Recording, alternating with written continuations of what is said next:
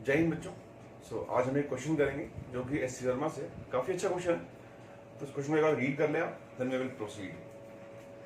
तो question is saying कि find the mass m of the hanging block, इसका मास निकालना है हमको, which will prevent the smaller block from slipping over the triangular block।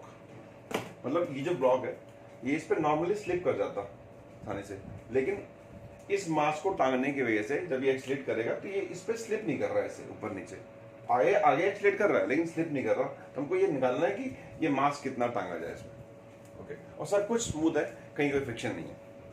तो पहले इस क्वेश्चन को आप खुद अटेम्प्ट करें, देन प्रोसीड करते हैं। अच्छा, तो पहले तो बात ये है कि ये इस पे स्लाइड नहीं कर रहा, मतलब ये दोनों एक साथ ही मूव करेंगे आगे, ये अलग से मूव नहीं करेगा कुछ भी। तो आई कैन अज्यूम कि मैं इन दोनों को एक साथ मान सकता हूँ सिस्टम में कि ये दो ब्लॉक सिस्टम है और ये क्योंकि they both are moving together, तो मैं एक साथ अज्यूम कर सकता हूँ ऐसे केस में। अब लेट से कि नीचे जा रहा है ए से, फोर्स लगेगी mg, ऊपर लगेगी t, इसमें लगेगी खाली t। अब लिखता हूँ मैं इस पे इक्वेशन, तो इसमें नेट फोर्स कितनी है? Net force is mg minus t is equal to m। पहली इक्वेशन सेम लिखते हैं इस कंबाइंड ब्लॉक पे। इस पे आगे की तरफ टेंशन है, पीछे कोई फोर्स नहीं, फ्रिक्शन नहीं, तो क्या लिखें? ये भी आगे जा रहा है, तो net force T is equal to m dash plus m into l। दोनों को ऐड कर लेते हैं।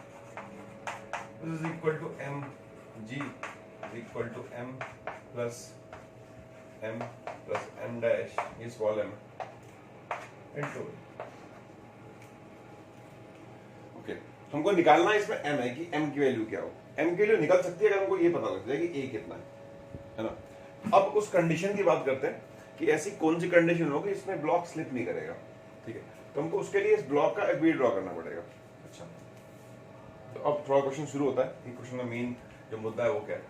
तो अगर इस पे देखें, इस ब्लॉक का ड्रॉ करें एफबीडी, तो इस ब्लॉक पे एक तो इस तरफ लगता है आपके पास mg साइन थीटा, यहाँ लगता है mg कॉस थीटा, ऊपर लगता है नॉर्मल। ये तीन फोर्स तो बताइए हमको, लेकिन ये ब्लॉक जिस वेज पे बैठा हुआ है, ये वेज रुका हुआ नहीं है, ये वेज खुद एक्सलेट कर रहा है आगे की तरफ।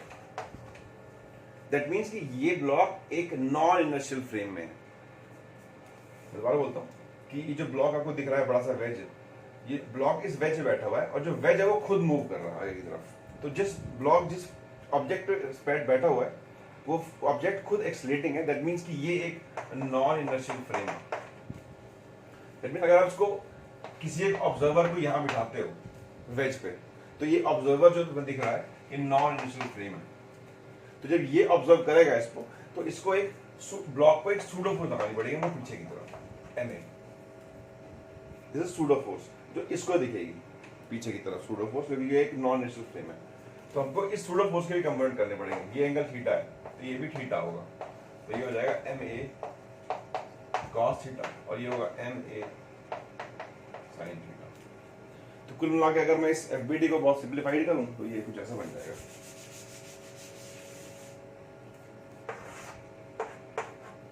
ऊपर नॉर्मल, नीचे कुछ mg cos थीटा और ma sin थीटा, इस तरफ mg sin थीटा, पीछे की तरफ ma cos थीटा। तो ma आया सूडो की वजह से, बिकॉज जो फ्रेम था ऑब्जर्वर था, ये नॉन इनर्शियल फ्रेम था। तो जब भी हम किसी फ्रेम में होते हैं ऐसे जो एक्सलेट कर रहा होता है, तो हम ब्लॉक पे पीछे की तरफ एक्सलेशन के अपोजिट एक फोर्स लगाते हैं। ओके, नाउ अब ये रुका हुआ है, ये स्लाइड नहीं कर रहा, इसलिए दिखेगा कि इसको तो दिखेगा कि भाई ये रुका हुआ है क्योंकि स्लाइड तो ना कर रहा है, तो रेस्ट पे दिखेगा इसको। तो इसके लिए हमें ये दोनों चीजें बराबर होनी चाहिए। That means I can write कि भाई ma cos theta must be equal to mg sin theta equal to आगे g tan थीटा। तो इसको हम यहाँ पुट कर लेते हैं। This is equal to mg is equal to m plus m dash into g tan theta. अब यहाँ से हमें m निकालना है कितना होगा ना, तो उधर ले आते हैं।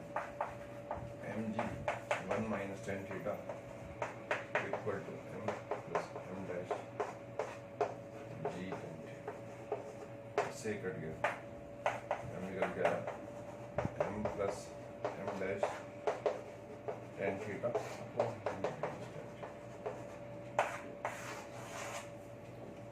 इस तरीके से हम इस क्वेश्चन को सॉल्व कर सकते हैं। तो उसमें एक हमें सूडो फोर्स को जो है वो लगाना पड़ा, देन इजीली इसका जो आंसर हो आ गया।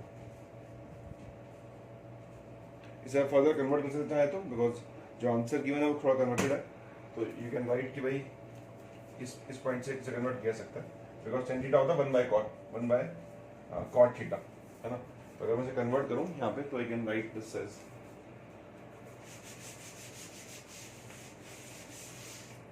इसको आप फर्दर कन्वर्ट कर सकते हैं। This is m plus m dash tan theta लिखता हूँ मैं 1 cot थीटा, और ये रहेगा 1 प्लस tan थीटा। अब करते हैं इसका अंदर मल्टीप्लाई, तो ये m plus m dash into cot theta plus 1, this is our. तो ये आंसर गिवन है। हालांकि ये भी सही है, दोनों में कोई दिक्कत नहीं है, बस अलग अलग फॉर्म में। तो this is all about this question. I believe कि ये क्वेश्चन क्लियर होगा आपको। और इस तरह की और वीडियोस के लिए मुझे फॉलो करें, मेरे चैनल सब्सक्राइब करें और मेरे वीडियोस को देखते रहें, तो आपकी नॉलेज और ज़्यादा अच्छी होती जाएगी। और थैंक्स फॉर वॉचिंग।